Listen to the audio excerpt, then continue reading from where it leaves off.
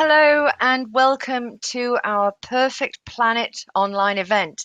I'm Dr. Janet Sumner, a scientist and senior manager media here in the STEM faculty at the Open University. But for a long time, I worked in the OU BBC Partnership Unit. Now, the Open University has been making programs in partnership with the BBC for over 50 years. Initially, we delivered our teaching and our courses through the medium of television, but since our learning went digital and online, the partnership has continued to co-produce a range of television, audio, digital, and social content to increase the Open University's reach and engagement with the public. Now, without a doubt, the jewels in the crown of broadcasting are the natural history landmarks, usually presented by Sir David. And this event today is to celebrate the latest in that long running partnership, the series A Perfect Planet, which we hope you've all been enjoying over the last few weeks. Now, I'm joined by Open University academics who've been involved in the series and by BBC producers. And together, we're going to take a more in-depth look into how the teams go about capturing natural landscapes, natural events, and some, quite frankly, astonishing animal and plant behavior. But they're also packed with really cutting-edge science and research. Now, before I introduce our experts, I'm just going to give you some eye-opening facts. A BBC landmark series can be up to 5 years in the making, and at any one time during the filming period, there will be a number of crews out and about around the world trying to capture the stories that we want to bring to you. And in many cases, those crews are working with field scientists who are already on the ground doing their research. Some more figures. A landmark series is typically one of the most costly series you'll see on television. And in the UK, they're watched by millions of people on the TV and on iPlayer. They have a huge global reach and are sold worldwide. Blue Planet 2, for example, had a world audience of over 750 million people. And I personally am very proud that the Open University is part of that phenomenon. I've got a final number for you, and that is for every minute that you see on screen, over 200 minutes have been discarded onto the cutting room floor. Now, believe me, that shooting ratio is enormous, and it's probably the reason why the audience ranks these landmarks as the best thing that the BBC does. Right, I've set the scene, so let's meet our experts and find out more about the making of a perfect planet. I have with me Professor Hazel Reimer, volcanologist, Professor Stephen Lewis, who's an expert on global weather systems and Mars and Martian weather, Professor Mark Brandon, polar scientist who was heavily involved in the Frozen Planet series, so we may reflect a bit on that. And from the BBC, I'm joined by the series producer, Hugh Cordy, and Nick Jordan, the producer of the episodes on Sun and Humans. Welcome to all of you. Hazel, I'm going to come to you first to talk about episode 1. Now, we're both volcanologists, so we must rein ourselves in and not talk too much here. Volcanoes appear to most people, even as scientists, as barren and dangerous places, but actually they are real givers of life. And you've chosen a little bit from episode 1 to talk about. Well, my favourite part from episode 1 was from the Galapagos, which of course are some of the most stunning volcanoes in the world, and the images of those enormous iguanas cascading themselves down into the crater area to incubate their eggs in the warm ash there. I thought that was a really very stunning bit of imagery, and it showed the different sizes of life on volcanoes, because you're right, they look pretty barren and dangerous, but you can get life under any rock. I mean, literally any rock on any volcano. They look like an old building site, but lift a rock and you will find life of some description.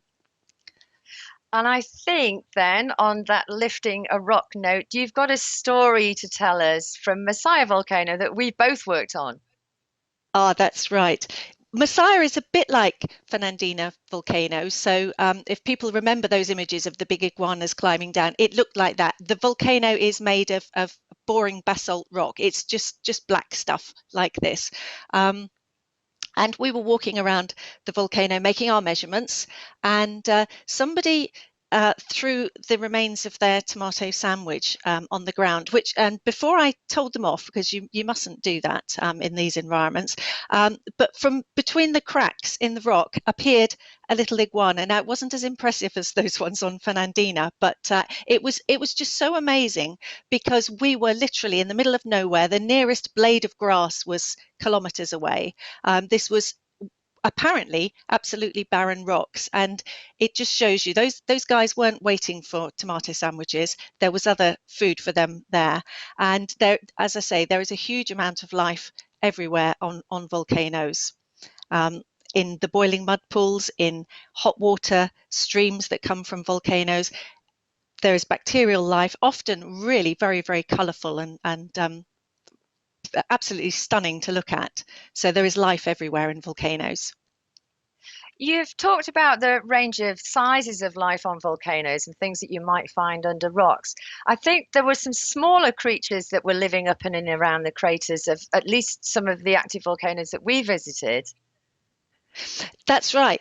And it was a huge surprise, actually. We've seen, well, we've seen the lichens that you see on lava flows. In fact, you can tell how old a lava flow is by the types and extent of the lichens. But what really surprised us, again at Masaya volcano in Nicaragua, was that we found solitary bees nesting in the ash. So never mind these great big iguanas, they solitary bees on their own, little female goes in, makes herself a little nest, and grows baby bees in there, and that was a huge surprise, because the volcanic gases, you would think, would put off all life. I mean, we can't walk there without our gas masks on, and yet these animals that you wouldn't normally associate with an active volcanic area are living there, because it's predator free, or more or less predator free. There are even some parrots that are nesting in the active crater walls there, again because it's predator free. Okay, so you've alluded to gases there. Let's talk a little bit about the other things then, sort of on a larger scale that volcanoes give. Let's talk about water vapor and things like CO2. Well, yeah, volcanoes literally are life givers, sort of on that local way that we've just been talking about. But the water that's trapped inside the earth comes out through volcanic eruptions. Now, it can come out very spectacularly in huge, great big eruptions of lavas, which of course are always very pretty. But a huge amount of what comes out of volcanoes comes out in the form of gas, and mostly you don't see it. And most of the gas that comes out of a volcano, there's a pretty picture here of a volcanic eruption, doing its thing. That this is exactly the sort of activity that volcanoes typically have, and you would imagine if you were looking at a volcanic eruption. But look at all of that, what looks like steam or smoke in the background. That's what it is. It's mostly steam. Most of the gas that comes out of a volcano is water. The other gases are carbon dioxide and sulfur dioxide and lots of other gases, all of which the planet needs to support life. So volcanoes really are life givers on absolutely every scale. Thanks, Hazel. Well, you wouldn't think that was planned, would you? Because I'm going to come to Stephen next. And Stephen, we're in fact going to talk about the nature of water. And there was a bit of the Sun program that you really liked, that you thought illustrated that. Yes, thanks, Janet. It was really hard to choose one part of any of these programs, I have to say, having seen it all. But I think the part I'd really like to talk about were the Bactrian camels in the Gobi Desert. I thought that was a fantastic bit of footage, and all credit to the film crew for getting this, because I've been to deserts and I've seen Bactrian camels, but I've never seen Bactrian camels in a desert, and I've certainly never been to the Gobi.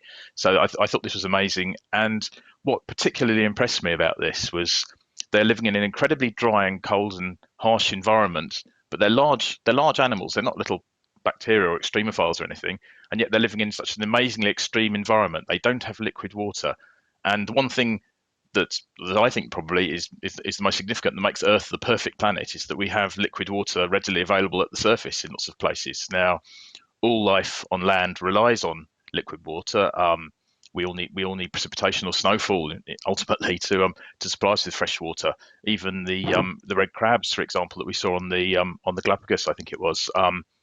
They we can see them here now. They're marine creatures. They live near the beach. They still needed rainfall to get out of their burrows and come down to lay their eggs.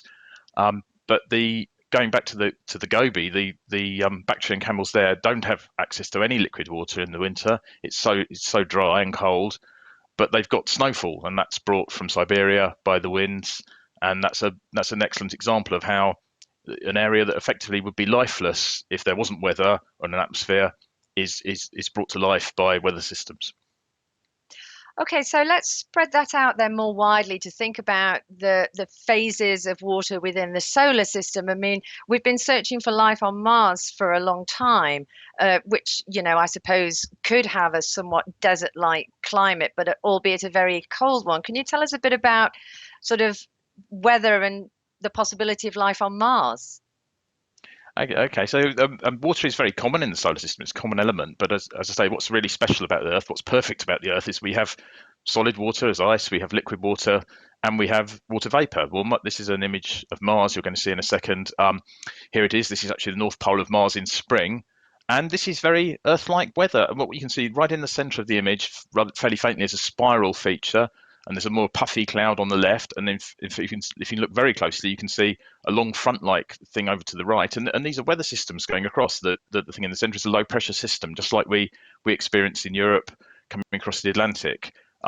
The bright object on the right is a cloud, a cloud of dust. It's a dust storm, and these things, what you're seeing highlighting these weather systems in the Martian atmosphere is dust, incredibly fine, dry dust that stays in the atmosphere for months. On Earth, we have dust storms as well, of course, but they're rained out very quickly. All the liquid water in our atmosphere removes them. So here you've got a desert, and Mars is a desert. It's a real extreme desert. It can be nice and warm in the afternoon and summer. It can be incredibly cold at night, and this huge day-night cycle and dry climate is an example of how a desert works. And Mars is just the Gobi taken to another extreme, a low-pressure, cold desert. So, So, in like the terms Go, of the sorry. So, in terms of then looking for life, Hazel alluded to extremophiles in the thermal pools. Is that what we'd be going after when we're searching for life on Mars? Well, who knows? But it's certainly in the present day, we wouldn't expect to see. We know there's not large life on the surface of Mars. There aren't camels wandering around because we'd have seen them long ago. But there's the chances are that if life is possible on Mars, it's probably underground in a more enclosed region. We can have liquid water on Mars. The reason you don't have liquid water at the surface is because the pressure is now so low. You can see an image which we're going to call up shortly. Here it is. This is a crater in the northern hemisphere of Mars, and this is essentially a frost and snow on the ground. You get snow, you get frost. This is a water ice on the ground in the winter in Kolarov crater in the northern hemisphere of Mars. So the weather carries snow and ice just like it does in the Gobi, but it doesn't ever carry liquid rain, at least not these days. Perhaps in the past. So the thinking is, if there is life on Mars, and we've no evidence for that yet, it possibly evolved earlier, but maybe way back in the solar system, 4 billion years ago, Mars might have even been more habitable than Earth. We don't know. We know there are old dried up river valleys on the surface of Mars, so it's possible that Mars had a warmer, wetter climate in the past, and it's become this dried out, thin desert now. Earth has evolved to a more pleasant climate. Yeah, just once again summing up really the name of the series, A Perfect Planet, which leads me rather neatly on to talk to Mark. We're going to talk it's still about the sun episode, but also I think you wanted to talk about the rate of change that events are happening and some things that are connected to the way that humans have influenced what's happening on our permanent planet. Hi, thanks, Janet. So I'm a polar scientist, and one of my challenges in my career is how do you actually teach people or get people to understand about rapid change on our planet, and what do we actually mean by rapid? Now, when we talk about sea level rise, for example, we talk about millimeters per year, and temperature rises on our planet of fractions of a degree, and people can shrug their shoulders and think, well, why is that relevant to me? But within that episode, A Perfect Planet was a really beautiful example. There was a steep riverbank, and then there were bee eaters, a particular species of bird called the carmine bee eater, and they were all nesting in the riverbank. But as the sun got hotter and this drought was happening, the riverbank dried out, and a huge section of the riverbank actually collapsed quite quickly. And all of the nests that were within that riverbank and all that section of it, and all of those baby chicks would have been killed. And so within that gradual change of the erosion of the riverbank, this huge event happened and wiped out a lot at the same time. And we see those sorts of things on the coast of Britain, for example, in Norfolk, where we see the river, we talk about the coast of Norfolk at Hapsburg eroding by, half a meter a year, but for some years it doesn't erode at all. And then we'll get a huge erosion of 10, 20, 30 meters in one year. And so what we're trying to understand now is how that relates to things like sea level rise. We talk about millimeters per year on average, but are we going to get a large event where things are going to change very, very rapidly? And so Perfect Planet showed those sorts of changes on our planet. It's really hard to understand these things, so it's beautiful to see that kind of collapse and that imminent sort of disaster that was out there. Okay, so I want to just go back now and ask you a little bit about Frozen Planet, Mark, because you were actually embedded with the production team when filming was taking place, and you've talked about, the wonderful images and footage that the crews get. Can you just tell me a little bit about what it was like, and to be filming with Sir David Attenborough, of course? Oh, it was wonderful. So Frozen Planet was one of these series that you talked about earlier, Janet, where it took several years to actually make the series. And I went up in 2010 to Svalbard, which is an Arctic island, and we were filming in front of this really large glacier. And we were filming about 40 kilometers outside the main town. But to get there was quite a long skidoo ride in sort of minus 20, minus 30. And while we were all out there and we got set up, then Sir David flew out in a helicopter and landed next to us, and then sat in this basically a deck chair, eating chocolate bars till everything was ready, which was lovely to see. But one of the things I noticed with the production crew is it was the first time I'd really seen how skilled they are, because it's all hidden. All this stuff behind the cameras you don't understand. And the precision and the obsession that they have about getting this stuff right. To be honest, it made me really recognize what it was like as a scientist. I could see the same sorts of skills, the same sort of determination in there. But there was one moment in the series where we were filming in this glacier, and the front of the glacier was leaning quite steeply. And there was a big flake of ice at the top of the glacier, which we actually called a serac. And it was winter, so it wasn't really moving too much. But there was this enormous crack, and it was ready to come down. I was kind of worried that they were going to put Sir David underneath this to film it. But as it was, being technical wizards, they moved Sir David quite a long way forward. But with a zoom camera, you can compress it down so he looks a lot closer than he was. And got this magnificent sequence in front of a glacier of this ice front ready to collapse as soon as it warms up again. So it was a fantastic experience and brilliant to see to be out there and see how they actually work as well. Oh, brilliant. Thank you, Mark. And of course, that takes me straight on to talking to our BBC producers. And Hugh, I'm going to come to you first because you were the series producer, although you also produced my favorite episode on volcanoes, but then I'm biased. Can you start off by telling us what was your overall ambition for the series? Well, this really is a sort of celebration of the planet. I mean, there have been a lot of BBC shows which concentrated on habitats and behavior over the years, but nobody had really sort of combined earth sciences with blue chip natural history, which is what A Perfect Planet is about. This is a series that shows how the world works and how the forces of nature, volcanoes, the sun, weather, ocean currents, how that shapes this great diversity of life we have on our planet, whether it's flamingos nesting in Lake Natron in Tanzania or the Galapagos vampire finches. Can you tell us a little bit? I mean, we do see this in the 10-minuters at the end, which everybody absolutely loves the making of. Can you tell us a little bit more about the really quite extraordinary lengths that the crews go to capture this amazing footage? Yes, absolutely. When you start off making one of these big blue chip natural history series, you're really reaching for the stars. You're trying to do better than what's been done before. We're not sort of going for the low hanging fruit. We're being as ambitious as we can. And I think a really good example of that is the Flamingo Sequence, which is in episode 1, your favorite episode. And this was an incredibly unpredictable event. I mean, it cannot happen, in 5 years, and it's totally dependent on the water level in Lake Natron. But the problem is that when the conditions are right, it can happen at any time. These flamingos come in and will start nesting. So you have to be ready. So right at the beginning of the production, we got ready for this series, which involved buying a hovercraft and then shipping it out into Tanzania and waiting. And then we waited 3 years.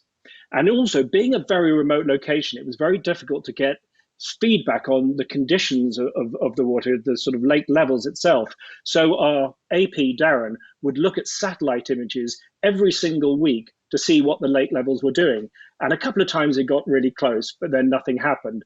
And we were in touch with a flying doctor service that was crossing the lake in a small plane once or twice a week, and they would give us feedback on whether the flamingos had appeared. And this went on and on and on. And just when we thought it was all over, we weren't going to get it, the lake levels got to the perfect level. The flamingos arrived, and actually nobody really knows what the mechanism there, how they know when the lake levels arrived. They arrived in massive numbers. In fact, it was one of the biggest events that anybody had seen. And we were ready to go with our hovercraft and our camera team in location. We got them to location within just a few days, and we got that extraordinary sequence. So, some things are very unpredictable. Other things like the sequence that Hazel talked about, going down to the bottom of Fernandina's active crater, that took a huge amount of planning. It was like a military operation to go down there because it was so difficult, so dangerous. There's no water. The hazards were enormous. I can say that more people have been into space than the bottom of that volcano. So a huge undertaking.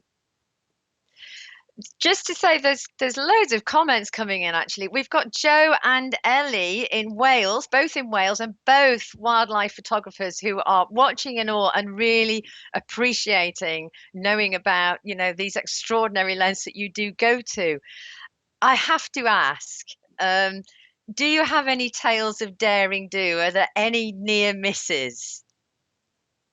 Oh, we had so many tales of daring do on this series. I mean, more than I remember on any other series that I had. I mean, it's amazing we're all still intact, to be quite honest, because there were some dodgy moments. Some of your viewers may have seen the news articles that came out when the series started of David Attenborough's crew nearly drowning in Peru. This was a crew that went out to Peru to film those amazing rafting fire ants. And on the way back, their boat capsized. Rather ironic, since they were filming this tiny little ant that sort of remained, on top of the water. But their boat collapsed, and they lost half the equipment. Thankfully, not the rushes, and thankfully, of course, nobody was hurt. And then on another film shoot that I did with an amazing German cameraman called Rolf Steinman, we went to the Valley of the Geysers, which is a remote place in Kamchatka in the far eastern side of Russia. And we were filming these thermal geysers and pools. And at that particular time, huge brown bears would come and to this valley, which was green because of the heat. The snow was all melted away, and they'd be feeding on the grass. It was a really incredible sight, witnessing the forces of nature and nature itself. And halfway through the shoot, Rolf stepped back into a very small pool of boiling water. I mean, when I went back to find it, I could hardly see it, but it was enough to severely burn his foot. And I wasn't right there when it happened, and he'd walked 50 meters around this hill. And when I came to him, he had his shoe and sock off, and there was no skin on his ankle and shin. And I was just like, oh my God, here we are in the middle of nowhere. And the only way we got there was by helicopter. So we had to evacuate him back to the town in Kamchatka. And he was seen by a doctor who said, well, it's a first degree burn, so not as serious as it could have been. And as long as he kept it clean and had fresh dressings on it on a daily basis, it would be fine. So Rolf, who's the sort of consummate professional and the reputation of being extraordinarily hard, actually flew back to where I was in the Valley of the Geysers, where I was actually packing the gear ready to go home, thinking it was all over. And we sort of carried on for a week, but it was clear that he was in enormous pain. And by the time he got back to Germany, things seemed to be worse, and he went to see a doctor, and the doctor said, no, that's a third degree burn. And, if he could have actually ended up with sort of an infection and lost his foot. But fortunately, he's fine, but he did have a skin graft on his ankle, and he was off work for maybe 2 months. So that was quite an instant. But I should say to all those people watching, the BBC have, and us working at this production company, Silverback Films, we have very, very strict safety protocols. We create safety documents that sometimes are as big as a phone book. So accidents do, well, I would say rarely happen, but we did have a few near misses, it's fair to say. Oh, that's great. Thank you. I've just got to give a shout out to Harry and Sam from Exeter School who are watching. Nick, I'm going to talk to you next about the human episode, because I'm really curious as to how you go about including the human element in what essentially a wildlife series. Well, to make it feel part of the Perfect Planet series, we really looked at humans as a force of nature, so it would fit in with those other forces we've got to know during the other films. And one, we are now becoming such a dominant and powerful force. We're changing the planet at a very alarming rate, so much so that many animals can't really keep up with that rate of change. So one of the things we looked at was our vast production of carbon dioxide, and we're actually producing 100 times more than all Earth's volcanoes combined. So we, in our own right, have become the planet's sort of a super volcano. And that production of carbon dioxide, which is normally carbon dioxide fantastic for life, it's a life-giving gas, but too much of it, as we're doing, and it starts to sort of destabilize those life support systems, the weather system, the ocean currents, that is so vital for biodiversity. They start to destabilize, which is what the humans film looks at, is that falling apart of this support network that life needs. Okay, so it's kind of important then to think about, it's actually answered a question that I've got from Jackie here, who was asking, does the CO2 from volcanoes contribute to climate change? Yes, of course it does, but you're also saying that now humans have become very much part of that CO2 release problem.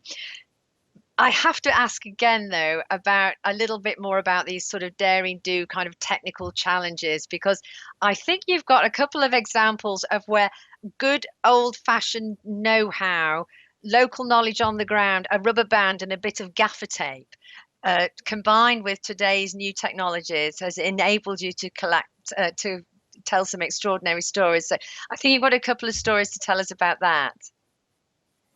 Well, yeah, I mean, one of the most memorable stories for me was filming the Sahara Silver Ant, which actually exist, in one of the hottest places on the planet, and they come out at sort of midday, which is the time in the day when you don't want to be filming because it's just too brutal and way too hot. But that was our challenge, to film these incredible little solar masters, as we refer to them as. I mean, those ants have got silver colored hairs to reflect the sun. They've got special metabolism to deal with the heat. They've got these heat shock proteins to keep their muscles and bodies going at 55, 60 degrees. But we didn't have that, nor did our cameraman or camera. So as soon as we got down onto the sand, the hot air coming off the sand, which was probably 60 degrees, the camera completely overheated almost immediately, and we couldn't record anything. And Richard Kirby, the cameraman, was also very hot indeed. So we sort of madly tried to come up with solutions. We even messaged the office, how can we cool the camera down? And all sorts of Heath Robinson style inventions came across the internet, sort of heat sinks and various tinfoil inventions. But in the end, that sort of planted a seed. Our fixer, the local chap we were working with, appeared with these two big sheets of cotton, which they normally use to make turbans. And we soaked them in water, wrung them out so they weren't too wet, and then wrapped one of them around the camera, one of them around the cameraman. And every sort of lunchtime, the desert wind is quite a powerful wind, causes this evaporation, which evaporated off the cloth, which cooled down using the physics of latent heat. So the camera actually reduced its temperature by about 10 degrees. And the cameraman was a lot cooler as well. And we managed to get the sequence just from a little bit of sort of basic school physics. And I think you also used a little bit of rather old-fashioned scientific equipment to record one of the very, very small pieces of footage that you needed to do, almost on a microscopic scale.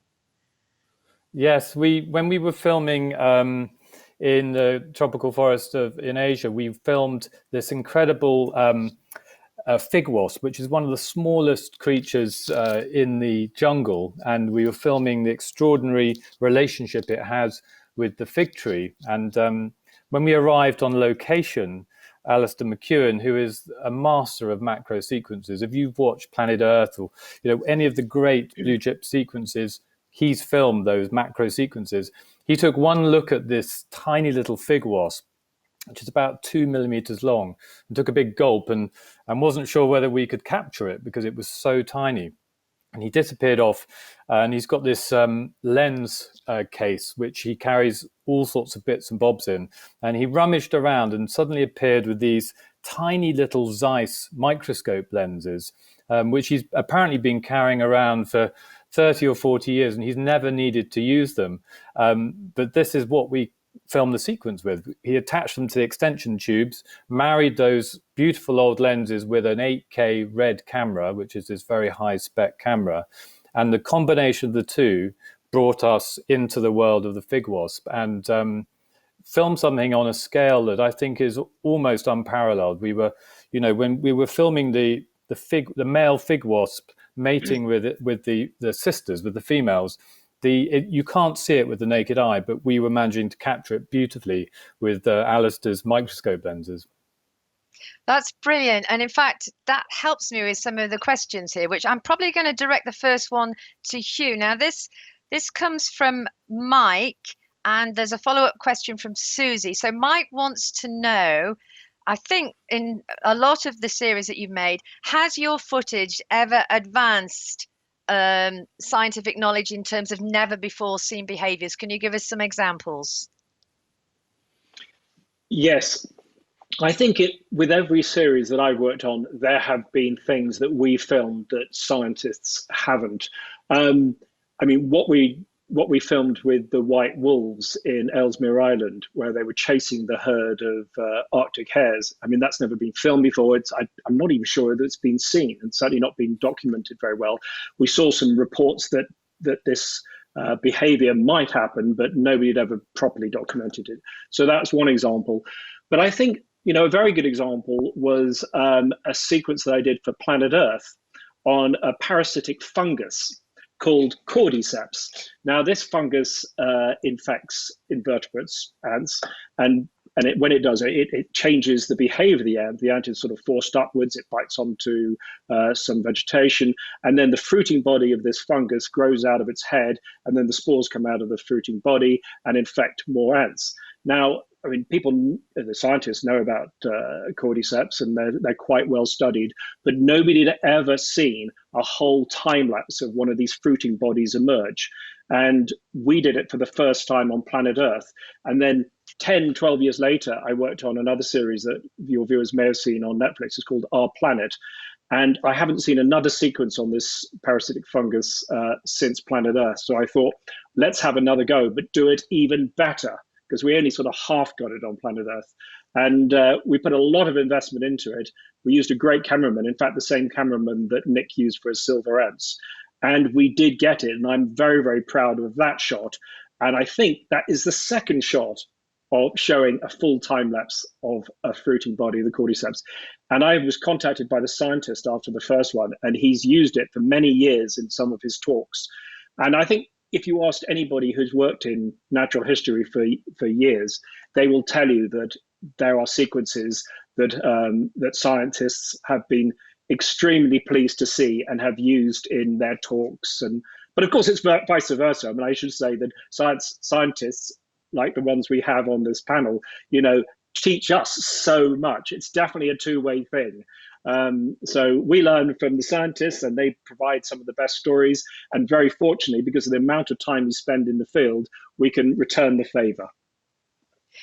I've got a question from Susie, and I don't know if you can answer this, Hugh, or if we're allowed to talk about it, but have you any inkling of what the next big natural history series might be? Any particular subject that is going to be looked at?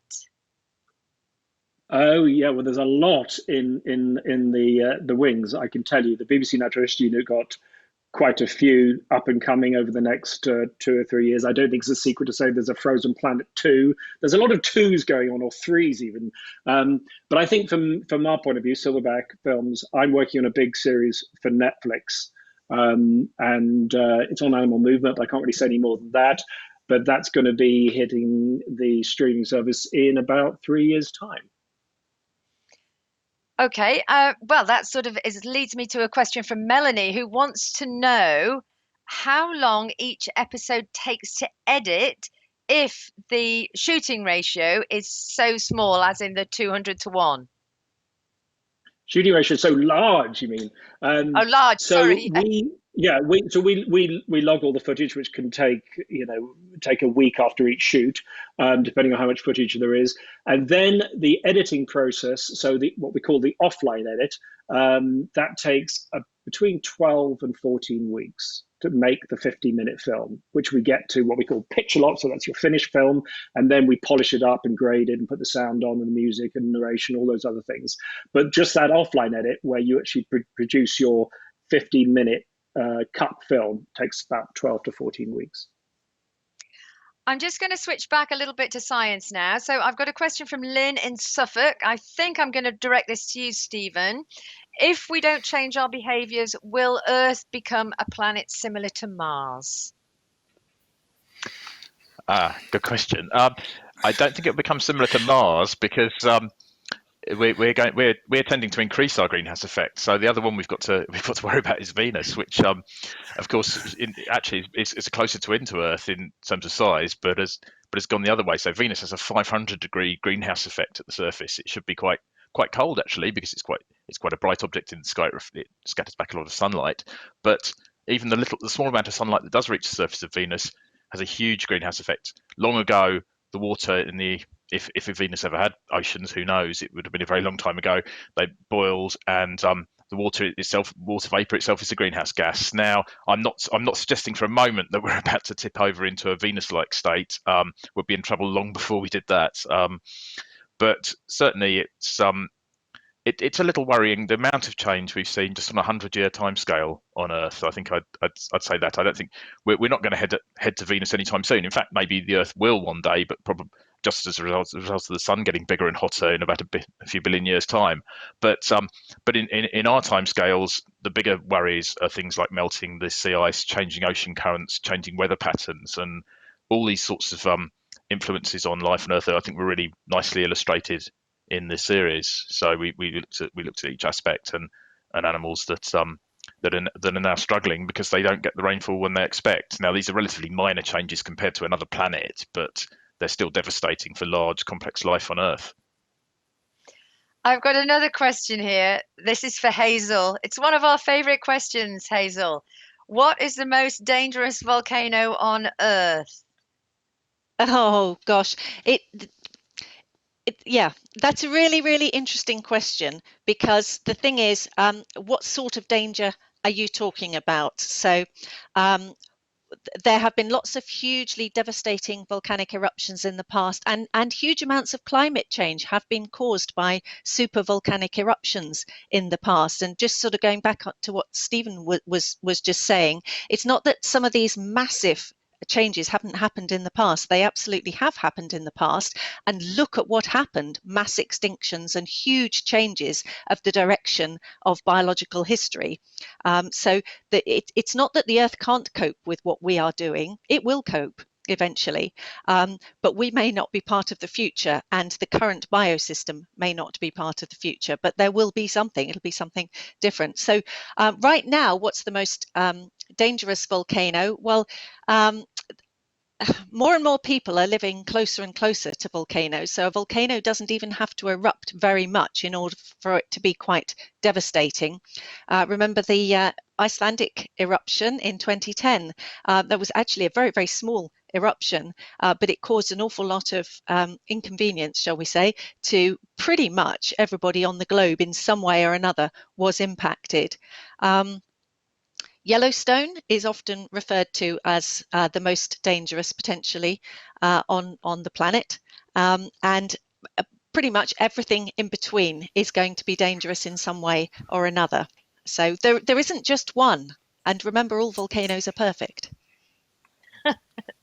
Says one volcanologist to another. Mark, you want to come in with a comment? Well, I was just going to be a bit miserable about volcanoes and volcanologists. I was in the Arctic with Sir David when that volcano went off, the Icelandic one, and we had to drive home from northern Norway. It was a bit like an episode of Top Gear, where myself and 3 BBC producers took turns in to drive continuously all the way to make the ferry at Rotterdam, and it was the only way to get back. And it was kind of like a bit like the wacky races, where all of these people all over the world were coming from different directions trying to get back to the UK without flying, which is really, in a way, what we've had to cope with over the last year, where people have just stopped traveling. I've got another sort of question for you, Mark, which is about sea level rise. How much do you think sea level is likely to rise then during the next, say, 5 years due to the polar ice caps melting? Wow, that's a really difficult question over 5 years, because it's such a short time window. But the best research that we've got, and the sorts of the research articles that myself and my colleagues are working on, we're looking at just over a meter by the end of the year, at the end of the century, sorry, just over a meter at the end of the century at a minimum, with a possibility of much larger as well. And that's going to happen. I mean, the sea levels are rising. It's quite slow. The quicker that we act, the cheaper it will be to respond to those sorts of changes. And of course, in the Western world, we're quite developed. We can build up riverbanks and manage things quite carefully. But the impacts of climate change, Stephen's already talked about things like weather patterns and things like that. They will hit areas that have much less resources to be able to respond. So yeah, we're looking at probably meter and a half, perhaps meter to a meter and a half, in that range for sure over the next century, and potentially more. And that's really going to have an incredibly significant effect on lots of low-lying countries. I know that sometimes film crews go back to places and it's very, very obvious. It's a question for Hugh or Nick, if either of you would like to wave at me and jump in. How do you feel when you go back to a place or something that you've filmed before and actually see in real life the fact that such and such a glacier has receded 3 or 5 kilometers back up the valley from where it was before? Have you got any stories along those lines where I know Sir David has a lot of places that he's been back to where he really physically sees a change? Yes, well, I'm not as old as Sir David, so I haven't got quite that perspective. But even at my tender age, in my mid 50s, going back to places that I first went in my 20s, you definitely see big changes. And I've one of my favorite habitats are jungles. I've made a lot of films in rainforests over the last 20 years, and I've been to a lot of them. And the one that really gets me is Borneo, particularly Sabah, Malaysian Borneo. I mean, there the rainforest was completely decimated. I think they've lost about 50% of the rainforest there in a little over 30 to 40 years. And I remember going there in the late 1980s, and there were still huge amounts of forest in Sabah, and you could see it from small planes, just the cauliflower of canopy, stretching to the horizon. And now you go to Sabah, and it's mostly an oil palm plantation. So it's really, really sad because the Bornean forest is one of the most stunning in the world. Beautiful, beautiful dipterocarp forest with enormous trees and incredible diversity. And now it's sort of left in little islands. So that's very sad. And I'm sure Nick has other examples too. Nick, I'll pass to you. Yes, certainly filming episode 5 of Perfect Planet, just north of where we filmed the Great Green Wall story in the Sahel region, which is being affected by the change in our planet and the warming of our planet. We filmed a chief in his village where it used to be a very fertile farming community when he was a young boy. And 40 years later, now, he's in his sort of 50s, 60s, he's seen that land change from fertile to desert. And we filmed him just picking up the soil, which is dust. And all the men have had to leave because there's no way they can farm. So he's seen that in the length of a man's lifetime, that drastic change. And I think often up in Europe, where it may go up by 1 degree, the temperature in the regions sort of near the equator, often that change is much greater in sub-Saharan Africa.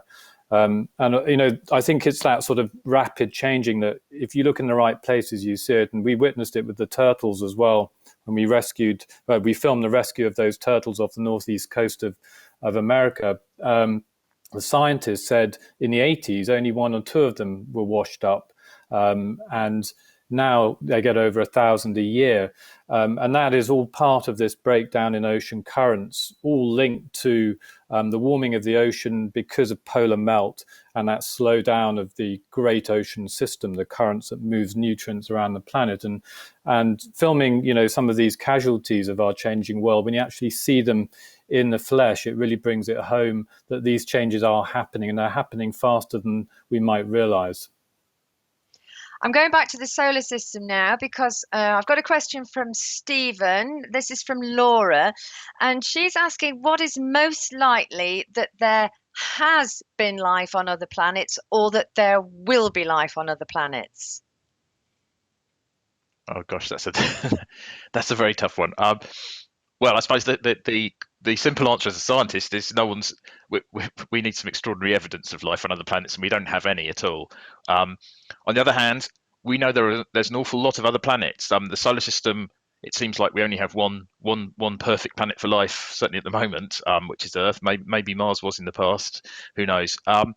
But there's an awful lot of solar systems out there, even in our galaxy. I don't know. There's probably billions of stars with solar systems. You think the odds are that there's a lot of planets, but we really just don't know. It's a remarkable question, really. Is it that life is incredibly unlikely and it's just so happened to have sprung up here and there isn't any anywhere else, or is it that life pretty much happens whenever you get the right conditions, and there must be lots of planets on which there can be liquid water just from the simple numbers. But who knows? I mean, certainly way back of course, one of the factors is to make life you need a variety of heavy elements. So you can't go too far back in the universe because the elements that we're made of, things like carbon and oxygen and heavier elements than that, metals, all come from dying stars. So there certainly wouldn't have been life very early in the universe, but who knows? And then as we go out into the future, we don't even know what the fate of the universe will be. So, and all I can say is it's an awfully strong statement to think that we're the only life in the universe. But on the other hand, we've never seen any evidence of any other life. So who can say? It's an interesting one. A very brave answer, Stephen, actually, having put you on the spot there. I'm also going to put Hazel on the spot next. We've got it's a volcano question. When volcanoes start to rumble, is that an indication that they're going to erupt? So I expect, Hazel, you're going to talk about all the different ways we monitor volcanoes and why we're not better at predicting when they're going to erupt. Okay, thank you, Janet. Well, we monitor volcanoes in all sorts of ways, as you say. So rumbling, small earthquakes that you can detect. Sometimes you can just feel them through your feet, and they're not very small in that case. Our instruments are much more sensitive, and they can tell when there are very small rumblings that people can't even feel. You can get changes in the amount of heat coming up through the ground, changes in the amount of gas coming up, which, as I said earlier, you can't necessarily see, but you can detect it with instruments. You can see, a volcano isn't just a pointy peak like that. Sometimes it expands a little bit, it rises up, perhaps before an eruption as magma is coming up underneath the volcano, and it pushes it up, and we can measure it with magnetics, gravity, and all sorts of other things. But just because there are changes that you can measure doesn't mean, unfortunately, that a volcano is necessarily going to erupt. The answer is always maybe.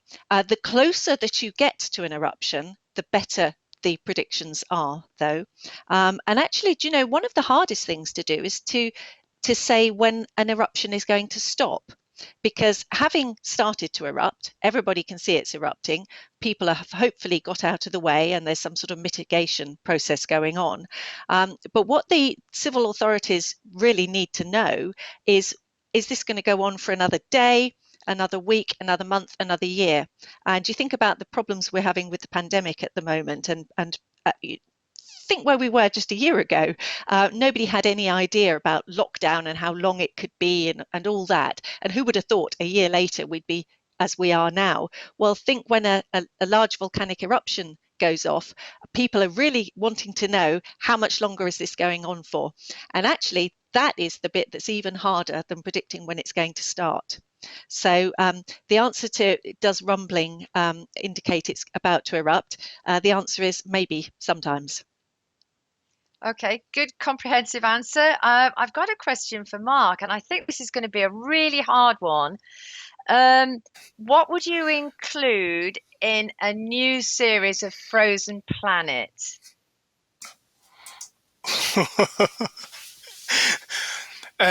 That is a hard question. Hugh has already alluded to Frozen Planet 2 being made and the Open University are involved in that. So I can't really talk at all about what's going to be in that series, because that's on people like Hugh and Nick to make beautiful things for us to look at. But what I can say is it will have all of the sorts of stories you'd expect to have in it. The Arctic and the Antarctic are the places on the planet which are almost amongst the most rapid that are changing, and certainly the most obvious in the distinction between places that are covered in snow and ice and places that aren't. And the pace of change is really quick, really rapid. I mean, the piece of ice that I did my PhD on is gone. It last appeared in 2000, and it's never coming back in my lifetime. And so those sorts of stories will be in there. Of course, coupled to some magnificent wildlife sequences that we'll have never seen before.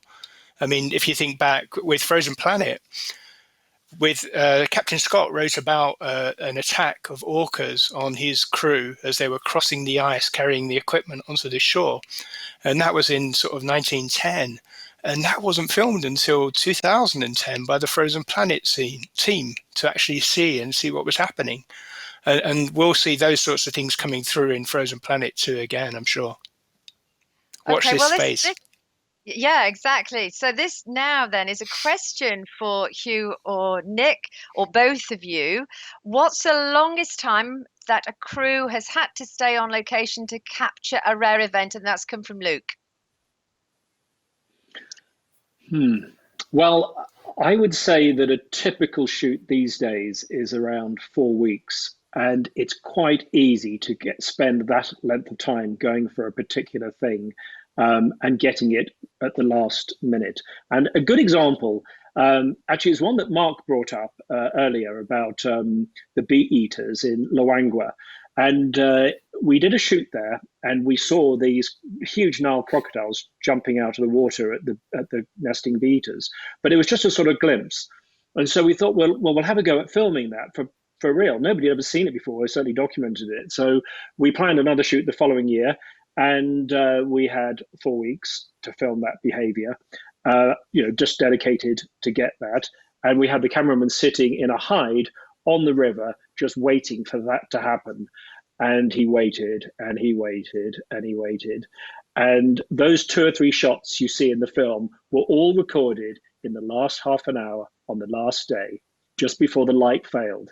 And I know it seems like a cliche. People say, oh, you see in the making ofs, everything happens at the last moment, and it's not true. But I can't tell you how often that happens. And that's one of the great things about this business, is that you never know when it's going to happen. You have to sort of stay determined. And it might happen in 4 weeks, and it might happen in 2 months. And sometimes it doesn't happen at all. I did a 2-month shoot to a river system in Guyana to film jaguars. We got nothing. Fortunately, that doesn't happen too often, but these things can take a long time, because, as I said, we're going for very ambitious behavior very often, and ambitious behavior, is often behavior that's not seen very often. I'm sure, again, Nick has got other great examples. Well, I've got a different question for Nick, but I also want to say thanks, Hugh. And that brings us back to that shooting ratio of 200 minutes on the cutting room floor for the 1 minute you see on screen. And that doesn't include when the cameras are rolling and nothing's happening. So I've got a question for Nick. Lots of people are asking about what they can do to help the future of the planet and the wildlife on it. And I think, Nick, you often talk about the one small thing. Yeah, I mean, I think that's the thing. It does seem like such a big issue that we've all got to help with, but it doesn't mean you have to change your life to sort of contribute to, helping restore our perfect planet. And it can be as simple as switching over your energy supplier to a renewable supplier, and there's plenty around now. Cycling more, walking more, and I know we're not flying, many of us at the moment, but one thing I didn't realize before I made the humans episode was, if you take a long haul holiday flight, the carbon footprint of that is the same as all your other output for the whole year, for everything else you do, from your heating to your driving your car. So more holidays in the UK is a good thing. And the other thing is how much we consume. Do you need to buy the new thing? Could you buy a second-hand thing? Could you recycle? So I think it's trying to be more economical with what we've got. So all these little things help, and obviously planting trees and keeping your garden green if you have one is also a good thing. Thanks, Nick. Just to say, it's absolutely great that we've got loads of school children joining us as part of their home learning. And we hope that some of you might be inspired to become future scientists or future wildlife photographers or cameramen. Well, I'm afraid that it's really my job, sadly, to draw this event to a close. And I think I've been making some notes as we go along. And I think what's really come to light for me during this conversation and this behind the scenes look, and it's something that all of our contributors have spoken about, and that's the really close relationship that exists between the filmmakers and the scientists, and the amount of respect these teams have for each other. As we've heard, in many cases, film crews could not capture a particular sequence without the know-how of the field scientists who are already on the ground doing their research. And also, production crews sometimes film never been seen before behavior that hasn't even been seen by the scientists. And that then contributes to the scientists' body of research. So, to say, in natural history, every picture really does tell a story. And I think every one of us who's appeared on screen today has experienced that white-faced, wide-eyed moment of total silence until someone says, please tell me that didn't just really happen, because that was terrifying and completely insane. So on that note, I'd like to thank all of our contributors for actually being here to tell their stories. I'd like to thank all of you for watching and for sending in your questions. We've tried to answer as many as we can. Now, if you want to find out more about the Open University's involvement in A Perfect Planet, you can follow the link in the chat, which is coming up now. This has also been recorded and it will be available on replay. So don't worry if you've missed out on anything. And don't forget to go online and order your free poster to the series. And please, please fill in the feedback form and let us know if you've enjoyed this event, because if you have, then we promise to bring you more of the same. And on that note, thank you all very much.